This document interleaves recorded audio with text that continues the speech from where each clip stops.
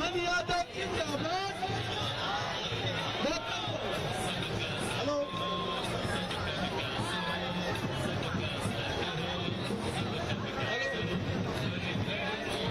Doctor Mohan Yadav जिंदाबाद।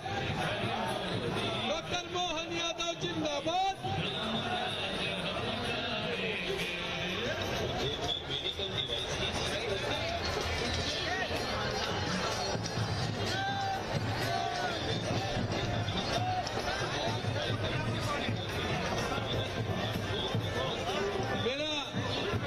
हम सब समाजजनों की तरफ से माननीय मुख्यमंत्री जी से निवेदन है, डॉक्टर मोहन यादव जिंदाबाद। अरे थोड़ा नीचे, एक थोड़ा नीचे। डॉक्टर मोहन यादव जिंदाबाद। माननीय मुख्यमंत्री जी से निवेदन है कि वे कृपया हमारे मंच पर आकर समाज को आपका स्वागत करने का सौभाग्य दें। माननीय मुख्यमंत्री जी,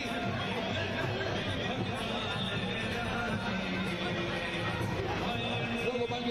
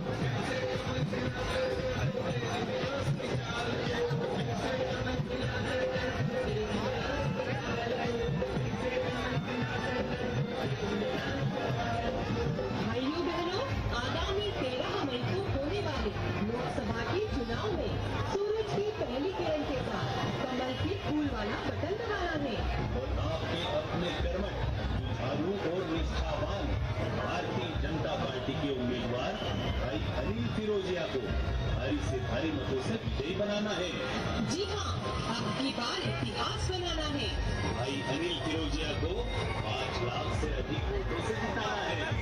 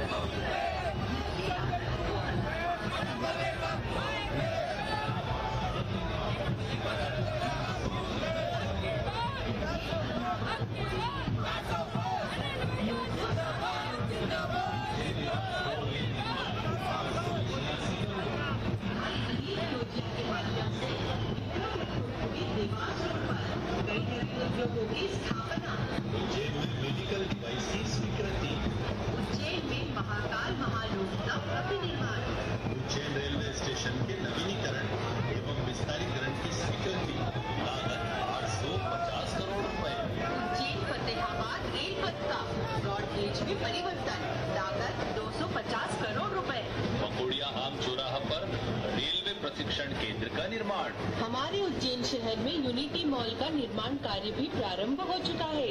तो भाइयों और बहनों, उज्जैन और आलोट संसदीय क्षेत्र को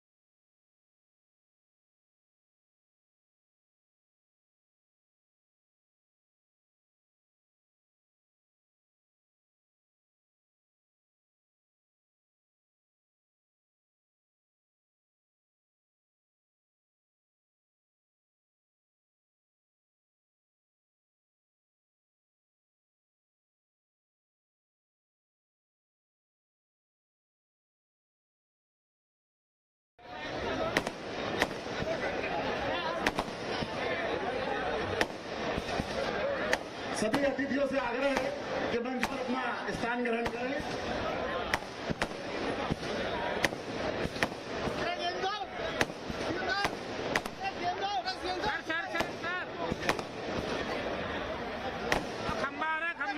भारत माता की अब की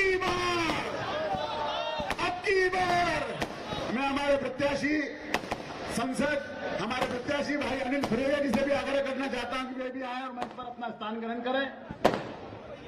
अब की बार फिर एक बार मैं सर्वप्रथम स्वागत भाषण देने के लिए हमारे जिले के अध्यक्ष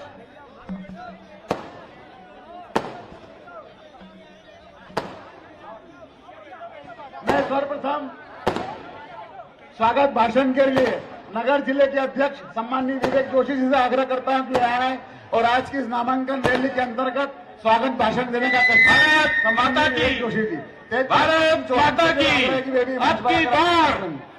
अब की बार आज इस शानदार जानदार नामांकन रैली में हमारे बीच उपस्थित है हम सबके लाडले विकास पुरुष के नाम से जिन्हें पूरे भारत में जाना जाता है ऐसे डॉक्टर मोहन यादव जी, हमारे मुख्यमंत्री जी, साथ ही हमारे सांसद भारतीय जनता पार्टी के प्रत्याशी अनिल फिरोजिया जी और श्रद्धेय मंच हमारे महाराज माननीय उमेश मुनि जी महाराज जी के चरणों में वंदन करता हूं और सभी मंचासीन समस्त वरिष्ठ कार्यकर्ताओं और समस्त शानदार जानदार कार्यकर्ताओं का जिन्होंने आज इस रैली को सफल बनाया, मैं हार्दिक अभिनंदन करता हूं। चूंकि माननीय मुख्यमंत्री जी का अत्यंत व्यस्ततम कार्यक्रम है और उसी में से समय निकालकर उन्होंने आज हमारे बीच में आने का हमारे आग्रह को स्वीकार किया है, मैं उनका धन्यवाद ज्ञापित करता हूं। सबका स्वागत, वंदन, अभिनंदन। मैं अगले क्रम में हमारे लोकप्रिय सांसद जिनके लिए आज ये नामांकन रैली आयोजित की गई है, जोरदार ताली बजाकर मैं अनिल फिरोजिया जी को आमंत्रित करता हूं। अब की बार फिर एक बार सम्माननीय अनिल फिरोजिया जी। बोलो भारत माता की, भारत माता की, भारतीय जनता पार्टी। आवाज नहीं आ रही है, क्या जोरदार आना चाहिए। भारतीय जनता पार्टी अब की बार फिर एक बार जय जय श्री राम, जय जय श्री राम। बोलो बाबा महाकाल महाराज की, आज के आनंद की। आज भारतीय जनता पार्टी उज्जैन आलोट के प्रत्याशी के नामांकन रैली के इस आयोजन में उपस्थित हमारे मध्य प्रदेश के यशस्वी मुख्यमंत्री,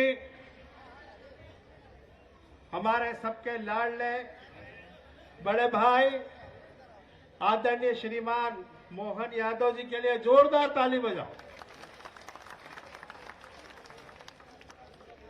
हमारे अध्यक्ष द्वय आदरणीय विवेक जोशी जी, आदरणीय बहादुर सिंह जी बोरमुल्ला साहब, हमारे विधायक आदरणीय अनिल जैन कालूखेड़ा जी, डॉक्टर तेज बहादुर सिंह जी चौहान साहब,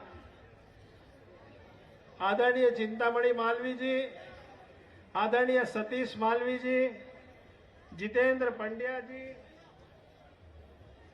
हमारे महापौर आदरणीय मुकेश टटवाल जी, आदरणीय सभापति हमारी बड़ी बहन कलावती यादव जी, हमारे प्रदेश के उपाध्यक्ष आदरणीय बहादुर सिंह जी चौहान साहब, ओम जी जैन साहब, ताराचंद जी गोयल साहब, राजपाल सिंह जी सिसोदिया साहब, रूप जी बमनानी साहब, कान सिंह जी, आदरणीय पारस जी जैन साहब, हमारे पूर्व मंत्री आदरणीय अशोक प्रजापति जी, आदरणीय लाल सिंह जी रावत साहब, हमारे राजेंद्र भारती जी पूर्व विधायक, आदरणीय सुल्तान सिंह जी, डॉक्टर प्रफुल्लाल जी जाटवा साहब, हमारे पूर्व विधायक आदरणीय मनोज चावला जी, और पूर्व विधायक हमारे रामलाल जी मालवी साहब, जगदीश पांचाल जी, रवि सोलंकी जी, रामेश्वर दुबे जी, इकबाल जी, मुकेश यादव जी, और सभी, चूंकि हरा भरा मंच है, हमारे राम बागवान जिला अध्यक्ष, हमारे जिला पंचायत के अंतर सिंह जी, और सभी वरिष्ठ जन, और जिनको मैं भूल गया हूं मैं क्षमा चाहता हूं, क्योंकि जो देख रहे हैं वो तो भूल ही रहा हूं, और सामने उपस्थित मेरे सभी वरिष्ठ जन, आशीर्वाद दाता, माता बहनों और युवा साथियों, आज ये जो चुनाव है, यह लोकतंत्र का बहुत बड़ा महायज्ञ हो रहा है, और यह लोकसभा चुनाव देश की दिशा तय नहीं करेंगे, ये विश्व की दिशा और दशा तय करने वाले हैं। आज नरेंद्र मोदी जी विश्व के सबसे लोकप्रिय नेता हैं, और मैं बार बार कहता हूं कि जब स्वतंत्रता आंदोलन चल रहा था तो देश की जनता को यह विश्वास था कि परम पूजनीय बापू महात्मा गांधी जी हमको स्वतंत्रता दिलवाएंगे, और गांधी जी जो कहते थे, कॉल करते थे, आह्वान करते थे, लोग उनके पीछे चल पड़ते थे। चाहे बच्चा हो, चाहे किशोर हो, चाहे युवा हो, या देर हो, या बुजुर्ग हो, या माता हो, बहन हो, बेटी हो, बहू हो, सब पीछे चल पड़ते थे, क्योंकि उनको विश्वास था कि हमको अगर कोई स्वतंत्रता दिला सकता है तो वो महात्मा गांधी है। 75 साल बाद यह विश्वास अगर किसी नेता ने जनता में अर्जित करा है, पूरे विश्व में अर्जित करा है, तो उसका नाम है नरेंद्र मोदी। जब उन्होंने कोविड आया तो उन्होंने जनता से कहा कि ताली बजाओ, लोगों ने ताली बजाई। उन्होंने बोला थाली बजाओ, लोगों ने थाली बजाई। उन्होंने बोला दीपक लगाओ, तो दीपक लगाए। राहुल गांधी और अखिलेश यादव कहते हैं कि ताली और थाली बजाने से अगर कोविड दूर हो जाता तो पूरा विश्व बजा लेता, लेकिन उन महा बुद्धिमानों को नहीं मालूम था कि मोदी जी देखना चाहते थे कि जनता उनकी बात को कितना मानती है। और जब कोविड का वैक्सीन आया, जनता को पूरा विश्वास था कि कोविड जैसी महामारी से, इस काल से अगर हमको कोई बचा सकता है तो वो सिर्फ और सिर्फ मोदी जी हैं। और उनके विश्वास में मोदी जी खरे उतरे, और आज भारत कोविड मुक्त अगर सबसे पहले कोई विश्व में देश हुआ तो उसका नाम है भारत। आज मोदी की गारंटी है। रघुकुल रीत सदा चली आई, प्राण जाए पर वचन न जाए। अगर मोदी जी ने कुछ बात कही है तो वो पत्थर की लकीर है। हम सोच सकते थे क्या? हम बचपन से नारा लगाते आए, पीढ़ी दर पीढ़ी नारा लगाते आए कि जहां हुए बलिदान मुखर्जी वो कश्मीर हमारा है, और जो कश्मीर हमारा है वो सारा का सारा है। नागरिक संशोधन बिल सोच सकते थे कि वो प्रारंभ हो जाएगा, इस देश में लागू हो जाएगा, पर हम नारा लगाते आए पीढ़ी दर पीढ़ी। 500 साल का संघर्ष है, 500 वर्षों का संघर्ष है। हमारे पितर हमको जमीन जायदाद, सोना चांदी, पैसा तो विरासत में दे के जाते हैं, लेकिन जाते जाते एक सपना दे के गए। पीढ़ी दर पीढ़ी वो सपना हमको मिलता रहा कि हे राम लला हम आएंगे, मंदिर वहीं बनाएंगे। लेकिन विरोधी हमारी मजाक उड़ाया करते थे, कहते थे तारीख नहीं बताएंगे। लेकिन भारतीय जनता पार्टी की जब पूर्ण बहुमत की सरकार आती है देश में, 303 सांसद भारतीय जनता पार्टी के लोकसभा में चुन के जाते हैं, तो हमने धारा 370 हटाने का काम किया, हमने नागरिक संशोधन बिल लाने का काम किया, और देश का एक सच्चा सेवक जब दिल्ली की गादी पे बैठता है तो जो भी कानून की अड़चने आ रही थी उनको दूर करा, तो सुप्रीम कोर्ट ने आदेश देने का काम किया कि मोदी जी जाओ और जाके भूमि पूजन करो और तारीख बताओ कि कब जाके रामलला का लोकार्पण करेंगे। हमने नारा लगाया कि हे रामलला हम आएंगे, मंदिर वहीं बनाएंगे, तारीख भी हम बताएंगे, दर्शन करके जाएंगे। ये मोदी की गारंटी है। मोदी जी ने कहा सबका साथ, सबका विकास, सबका विश्वास और सबके लिए प्रयास। मेरी सरकार गरीब किसान मजदूर की सरकार है। उन्होंने जो कहा उसका अक्षरशः पालन करा। आज मुझे भी आपने पहले चुन के भेजा, जो जो हमने वादे करे थे वो वादे हमने पूर्ण करने का पूरा प्रयास करा है। 75 साल के इतिहास में पहली बार नेशनल हाईवे से हमने उज्जैन को जोड़ा है। पहली बार जब यहाँ पे विक्रम उद्योगपुरी और मेडिकल डिवाइस यहाँ उज्जैन में आए हैं, बड़ी बड़ी कंपनियां आ रही हैं उज्जैन में, चाहे कोको कोला हो, चाहे पेप्सी कोला हो, चाहे बेस्ट हो, चाहे जेके सीमेंट हो, चाहे कर्नाटक बायोटिक हो, चाहे यशोदा इंटरप्राइजेस हो, बड़ी बड़ी कंपनियां। आने वाले समय में यहां युवाओं को रोजगार के बहुत अवसर हैं। महाकाल लोक के कारण आज उज्जैन की दिशा और दशा दोनों बदलने का काम हुआ है, और ये डबल इंजन की सरकार है।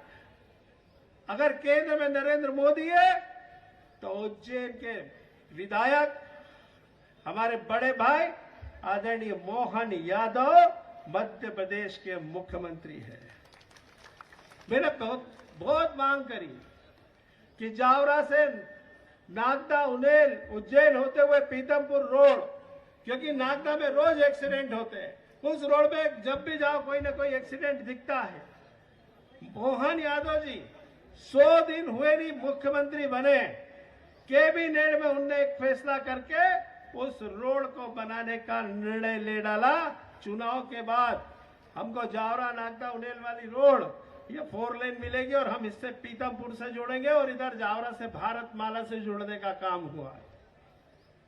हमारी 1975 की एक मांग थी कि उज्जैन से झालावाड़ रेल लाइन जो कांग्रेस शासन में उखड़ गई थी, हमने उसको बराबर मांगते रहे। माननीय मोहन यादव जी जब दिल्ली गए माननीय रेल मंत्री जी से मिलने, उन्होंने मुझसे फोन पे चर्चा करी, हमने उनको पूरा डिटेल दिया, रेल मंत्री से उनकी चर्चा हुई। उसके बाद मैं तो मांग कर ही रहा था, लगा ही था, सतत प्रयासरत था, और माननीय मोहन जी से भी मैंने जब उज्जैन में पश्चिम रेलवे का हमने ट्रेनिंग सेंटर का भूमि पूजन करा, तब भी मैंने मांग रखी थी, और उसका परिणाम ये हुआ कि हमको उज्जैन झालावाड़ रेल लाइन का डीपीआर का 4,75,00,000 रुपया उज्जैन के लिए सैंक्शन हुआ है। अभी नमामि गंगे की तर्ज पे नमामि शिप्रे ये भी प्रोजेक्ट हमारा स्वीकृत होके उसकी भी राशि आने का काम हुआ है। हमारे मुख्यमंत्री ने कहा कि इतना से काम नहीं चलेगा, बड़ा इसका प्रोजेक्ट बनाना पड़ेगा, तो उसको रिवाइज करा रहे हैं। ये जो भी काम है ये हमने 5 साल में करने का काम किया, और 5 साल क्यों, हमको तो समय ही नहीं मिला, 2-2.5 साल तो कोविड का ही मिला, जिसमें हम लगे रहे कोविड में जन सेवा करने में।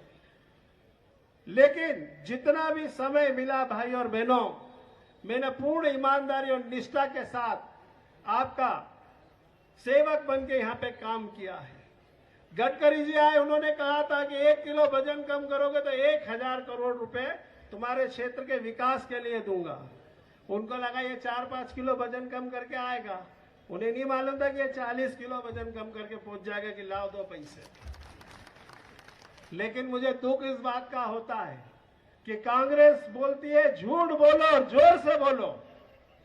इनके नेता आए थे प्रदेश अध्यक्ष जी और उन्होंने कहा कि मैंने ऑपरेशन कराया, तो मैंने उनको नोटिस भी दिया है और मीडिया के माध्यम से चैलेंज भी कहा कि ये सामने खड़ा मेरा चेकअप करा लो। अगर मैंने ऑपरेशन करा के वजन कम किया है तो मैं आज संन्यास ले लूंगा, नहीं तो जीतू पटवारी तुमको संन्यास लेना पड़ेगा। उनकी बोलती बंद हो गई। और जब से वो प्रदेश के अध्यक्ष कांग्रेस के बने हैं तब से मेरे को उनकी बुद्धि पे बड़ी लानत आती है। उनका दिमाग हिल गया है, अनर गलर बोलने लग गए। और अब तो कांग्रेस के लोग भी कांग्रेस छोड़ के हमारे मध्य प्रदेश के यशस्वी मुख्यमंत्री और हमारे देश के प्रधानमंत्री की कार्य पद्धति को देखते हुए, जन कल्याणकारी नीतियों को देखते हुए आज कांग्रेस के भाई लोग भी भारतीय जनता पार्टी में सम्मिलित होने लग गए हैं। मैं आपसे निवेदन कर रहा हूं कि मेरे को पार्टी ने दूसरी बार आपने मौका दिया, संगठन ने मौका दिया है। मैं आपको विश्वास दिलाता हूं, वचन देता हूं कि आने वाले समय में भी मैं आपकी कसौटी पे खरा उतरने का पूरा प्रयास करूंगा। और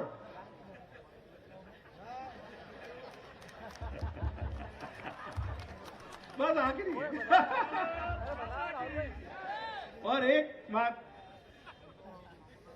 कि मैं आपसे एक बहुत विनम्रता से निवेदन करना चाहता हूं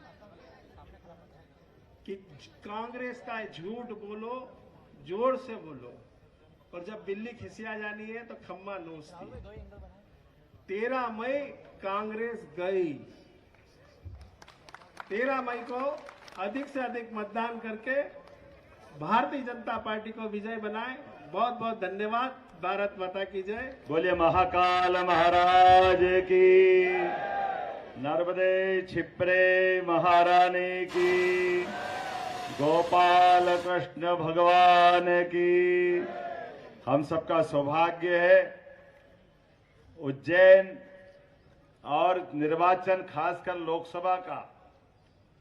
लोकसभा के चुनाव में केवल एक बार छोड़ दो तो लगातार हमारे अपने इस निर्वाचन की प्रक्रिया में 89 से केवल एक ही दल को पसंद करती जनता है। वो केवल एकमात्र दल जो फैले हुए कीचड़ में अपना कमल खिलाता है। इसलिए आप सबको बधाई भी देता हूं और उज्जैन वालों का धन्यवाद भी अदा करता हूं।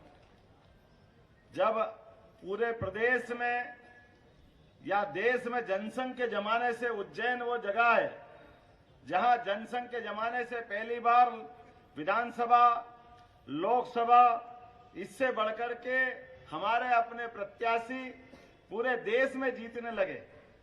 और एक दौर तो ऐसा भी था जब कई दक्षिण के राज्यों से जगन्नाथ राव जोशी, कर्नाटक के शेर, कर्नाटक के बड़े नेता, लेकिन किसी को चुनाव में जिता के भेजना है तो वो हमारे अपने मालवा में भेजते थे। ये मालवा का गौरव सदैव से भाजपा और जनसंघ के साथ वर्षों से लगा है। अपने आप के लिए और खासकर इस विचार के लिए, जिस बात को लेकर के हमारी भाजपा अपनी राजनीतिक दल की यात्रा तय करती है। आज के इस अवसर पर मेरे साथ या मंच पर विराजमान हमारे अपने बाल योगी, ये केवल भाजपा में ही हो सकता है। बाल योगी महाराज अपने आश्रम में विराजे थे। हमने कहा बात पहुंचाई कि राज्यसभा में किसको पहुंचाना चाहिए, और राज्यसभा होती काय के लिए है? राज्यसभा इसी तरह से होती है जिनको निर्वाचन की प्रक्रिया में जाने के बजाय उच्च सदन में जो सदन का मान बढ़ा है, सम्मान बढ़ा है, ऐसे अलग अलग श्रेणी के लोगों को लेकर के उस सदन तक पहुंचाने की परंपरा, इसका मतलब उच्च सदन में पहुंचाने की परंपरा है। लेकिन दुर्भाग्य के साथ कहना पड़ रहा है, कांग्रेस ने हमेशा इस सदन का मजाक बनाया, माखौल उड़ाया, और हमको मौका मिला। जोरदार ताली बजा बाल योगी उमेश नाथ जी महाराज को हमने अपने इस उज्जैन की धरती से लेकर के हमारे अपने इस संस्कृति का, भगवा संस्कृति का महत्व क्या है, दोहराने की जरूरत नहीं है। ये अग्नि कलर, सूर्य कलर व्यक्ति जीवन में धारण ही तब करता है जब पूरे जीवन को अपने समाज के लिए समर्पित कर देता है। जैसे सौर मंडल में सूर्य देवता लगातार स्वयं तो जलते हैं लेकिन बाकी को जीवन देते हैं। ये हमारी परंपरा है। इसलिए हमारे सभी साधु संत अगर वो विरक्त होकर के जीवन अपना समाज के लिए देते हैं तो भगवा धारण करके वो समाज की प्रेरणा के पुंज बनते हैं। पूरा समाज उनको प्रणाम करता है। और वो क्या, आप देखो कदम कदम पे हमको ये चिन्ह दिखाई देंगे। कोई भी आसमान से ऊंची बात करती हुई मंदिर शिखर की हमारी अट्टालिकाएं, अगर भगवा ऊपर नहीं धारण हुआ तो आनंद नहीं आता है। महाकाल के शिखर से लगाकर के सभी दूर, और भारत माता का आंचल हम सब देखते हैं। भारत माता का चित्र, भारत माता के तीन तरफ से समुद्र उनके चरण पखारता है। मुकुटमणि बनकर के ऊपर कश्मीर उनके सिर के ऊपर विराजमान है। भगवा ध्वज धारण करके भारत माता पीछे बब्बर शेर की सवारी करके पूरे देश को गौरवान्वित करती है। पूरे देश को एक नए रूप में दिखाती है कि ये भारत माता है। दुनिया की सारी संस्कृतियां एक तरफ और यह मातृ संस्था एक तरफ। लेकिन दुर्भाग्य के साथ कहना पड़ रहा है, ऐसे समय में भी जब भगवा का इतना मान सम्मान है, दुर्भाग्य से केवल एकमात्र कारण के वोट की राजनीति। इसीलिए कांग्रेस के नेताओं ने कल कहा कि दूरदर्शन का लोगों में भगवा कलर आ गया। भगवा देखते ऐसे लगते है जैसे सांड को लाल कपड़ा दिखा दिया। क्या मालूम क्या बुद्धि मारी गई है इनकी। क्या बिगाड़ा भैया भगवान ने आपका ऐसा? आपको भगवा से इतनी नफरत है तो तिरंगे में से भगवा निकाल दो तो हम जानेंगे कि हाँ तुम बहादुर हो। वोट के लिए तिरंगा और बात के टाइम भगवा और भगवे से नफरत, दोनों चीज नहीं चलेगी। इस देश की संस्कृति सदैव त्याग की संस्कृति है, उदात्त विचार की संस्कृति है, सबको समायोजित करते हुए आगे बढ़कर के लेके चलने वाली संस्कृति। इसलिए सत्ताएं आएगी चली जाएगी, लेकिन सत्ता जब भटकती है, हमारे यहाँ धर्म सत्ता हमेशा मार्ग प्रशस्त करती है। ये धर्म सत्ताओं के माध्यम से हमारी संस्कृति हमेशा विद्यमान रहती है। मैं इसके लिए शंकराचार्य का उदाहरण दूं या भगवान कृष्ण का 5000 साल पुराना उदाहरण दूं। हमारे यहाँ ऐसे कई उदाहरण भरे पड़े हैं।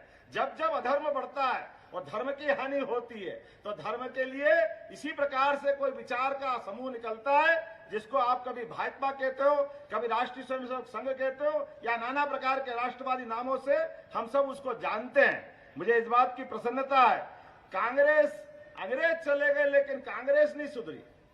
कांग्रेस उसी मुकाम पे है और उनके शहजादे, अरे दोनों की तुलना तो कर लो अभी तो ध्यान में आएगा। कहा हमारा गरीब परिवार से निकला हुआ एक व्यक्ति जिसने 51 साल तक कोई चुनाव नहीं लड़ा, पूरा जीवन इस राष्ट्र कार्य के लिए दिया, ऐसे यशस्वी प्रधानमंत्री नरेंद्र मोदी जी के लिए जोरदार तालियां बजाओ।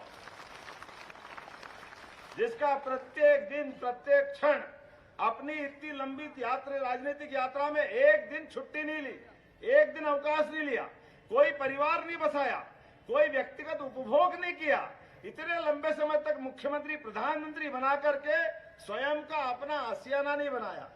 22 करोड़ लोगों को मकान देने का संकल्प करते हैं लेकिन खुद का मकान नहीं बनाते। जोरदार अभिनंदन करो ऐसे त्यागी पुरुष हमारे अपने नरेंद्र मोदी जी के लिए वर्तमान के दौर में हमको देखने को मिल जाएगा। यही तो कारण है, हमारे इस देश की विशेषता है कि हमारे यहाँ धन की देवी लक्ष्मी जी को भी साल में एक दिन दिवाली के दिन पूजा करते हैं। धन की महत्ता सब स्पष्ट है, लेकिन देवी देवता रोज पूजते हैं, लेकिन लक्ष्मी